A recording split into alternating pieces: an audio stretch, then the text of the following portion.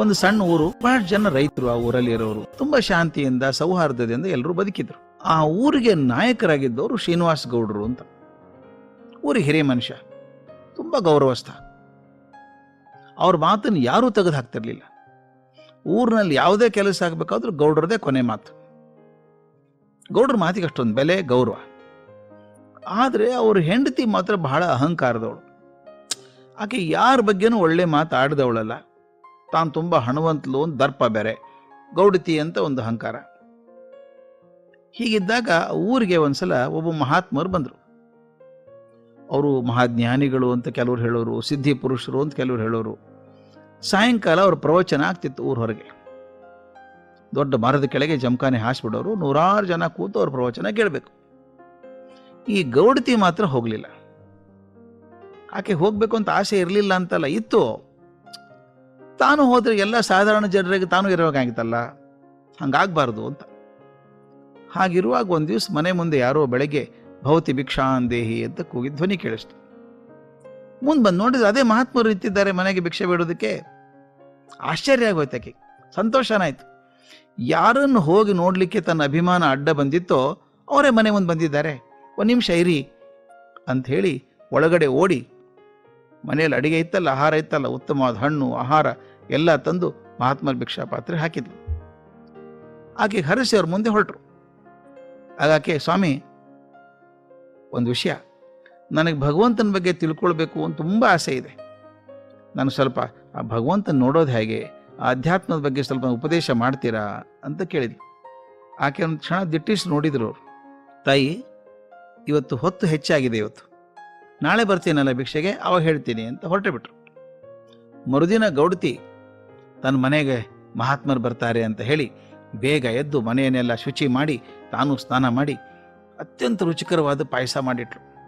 ಅತ್ಯಂತ ಶ್ರೇಷ್ಠವಾದ ಪದಾರ್ಥಗಳನ್ನು ಹಾಕಿದ್ರಿಂದ ಆ ಘಮಘಮ ವಾಸನೆ ಇಡೀ ಮನೆಯನ್ನೆಲ್ಲ ತುಂಬಿಕೊಂಡಿತ್ತು. ಆ ಸ್ವಾಮಿಗಳು ಬರೋದನ್ನ ಬಾಗಲ ಮುಂದೆ ಕಾಯ್ತಾ ಕೂತಿದ್ಲಕ್ಕೆ. 12 ಗಂಟೆಗೆ ಸರಿಯಾಗಿ ಭವತಿ ಭಿಕ್ಷಾಂದೇಹಿ ಅಂತ ಕೇಳಿಸ್ತು. ಆ ಗೌಡತಿ ಪಾಯಸದ ಪಾತ್ರೆ ಹಿಡ್ಕೊಂಡು ಮುಂದಿನ ಬಾಗಿಲಿಗೆ ಓಡಿದ್ಲು. ಮಹಾತ್ಮರು ಭಿಕ್ಷಾ ಪಾತ್ರೆಯನ್ನ ಮುಂದೆ ಚಾಚಿ ಹಿಡ್ಕೊಂಡಿದ್ದಾರೆ ಕೈಯಲ್ಲಿ. ಪಾಯಸ ಅದಕ್ಕೆ ಹಾಕಬೇಕು ಅಂತ ಮುಂದೆ ಬಗ್ಗೆ ನೋಡಿದಾಗ ಅಯ್ಯೋ ಅನಿಸ್ಬಿಡ್ತಾಕೆಗೆ, ಏನಪ್ಪ ಇದು, ಭಿಕ್ಷಾ ಪಾತ್ರೆ ಇಷ್ಟು ಕೊಳಕಾಗಿದೆ, ಅದ್ರಲ್ಲಿ ಕಸ ಕಡ್ಡಿ ಮಣ್ಣು ಸೆಗಣಿ ಎಲ್ಲ ಇತ್ತು. ಆಕೆ ಪಾಯಸನ ಹಾಕೋದಕ್ಕೆ ಹಿಂದ್ಮುಂದೆ ನೋಡ್ತಿರ್ಬೇಕಾದ್ರೆ, ಪರವಾಗಿಲ್ಲ ತಾಯಿ, ಇದರಲ್ಲಿ ಹಾಕು ಅಂದ್ರು ಮಹಾತ್ಮರು. ಛೆ, ಇಷ್ಟು ಒಳ್ಳೆ ಪದಾರ್ಥನಂತೆ ಕೊಳಕ್ ಪಾತ್ರೆಯಲ್ಲಿ ಹಾಕೋಕ್ಕಾಗತ್ತಾ, ಇಲ್ಲಿ ಕೊಡಿ ಸ್ವಾಮಿ ಅಂತ ಅವ್ರ ಕೈಯಿಂದ ಅದನ್ನ ಕಿತ್ಕೊಂಡು ಹೋದ್ಲು ಒಳಗಡೆ ಪಾತ್ರೆ. ಒಳಗಡೆ ಹೋಗಿ ಅದು ಚೆನ್ನಾಗಿ ಉಜ್ಜಿ ತೊಳೆದ್ಲು, ಒರೆಸಿ ಸ್ವಚ್ಛ ಮಾಡಿ ಅದ್ರ ತುಂಬ ಪಾಯಸ ಹಾಕಿ ತಂದು ಕೊಟ್ಟು ನಮಸ್ಕಾರ ಮಾಡಿದ್ರು.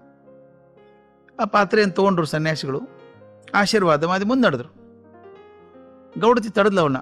ಸ್ವಾಮಿ, ಇದು ಉಪದೇಶ ಮಾಡ್ತೀನಿ ಅಂತ ಹೇಳಿದ್ರಲ್ಲ, ಮರೆತು ಬಿಟ್ರಾ ಅಂತ ಕೇಳಿದ್ಲು. ಮಹಾತ್ಮರು, ಆಯ್ತಲ್ಲಮ್ಮ ಉಪದೇಶ, ಇನ್ನೇನು ಉಪದೇಶ ಅಂದ್ರು. ಹೌದಾ, ಉಪದೇಶ ಆಯ್ತಾ, ಯಾವ ಉಪದೇಶ ಅಂತ ಆಶ್ಚರ್ಯದಿಂದ ಕೇಳಿದ್ಲು. ನೀನೇ ಮಾಡಿ ತೋರಿಸ್ದೆ ಅಲ್ಲಮ್ಮ, ದೊಡ್ಡ ಉಪದೇಶ ಇದು. ಏನ್ ಮಾಡಿದೆ? ಕೊಳಕ ಪಾತ್ರೆಯಲ್ಲಿ ಶುದ್ಧ ವಸ್ತು ಹಾಕಬಾರದು ಅಂತ ನೀನು ಹೇಳಿದೆ ಅಲ್ಲ, ಅದನ್ನು ತಿಳ್ಕೊಂಬಿಡು.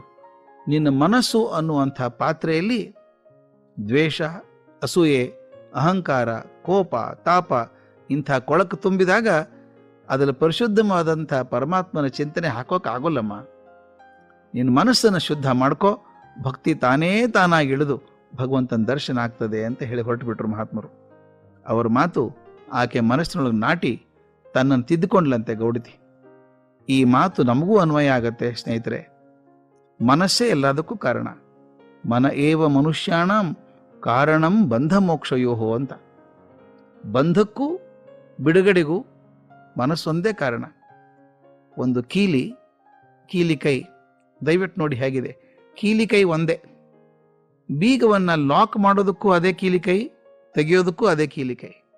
ನೋಡಿ, ಎಡಗಡೆ ತಿರುಗಿಸಿದ್ರೆ ಆ ಬೀಗ ಇದೆಯಲ್ಲ ಬಂದಾಗ್ತದೆ, ಬಲಗಡೆ ತಿರುಗಿಸಿದ್ರೆ ತೆಗೀತದೆ. ಎಷ್ಟು ಸುಲಭ ನೋಡಿ, ಒಂದೇ ಕೀಲಿ ಕೈ, ಹಾಕೋದಕ್ಕೂ ಅದೇ, ತೆಗೆಯೋದಕ್ಕೂ ಅದೇ. ನನ್ನ ಜೀವನ ಅರಳೋದಕ್ಕೂ ಅದೇ, ಜೀವನ ಒಣಗೋದಕ್ಕೂ ಅದೇ. ನನ್ನ ಮನಸ್ಸೇ ಕಾರಣ. ಎಲ್ಲಿವರೆಗೂ ಮನಸ್ಸು ನಮ್ಮ ಹದದಲ್ಲಿದೆಯೋ, ನಮ್ಮ ಕೈಯಲ್ಲಿದೆಯೋ, ಬದುಕು ಸುಂದರ ಆಗ್ತದೆ.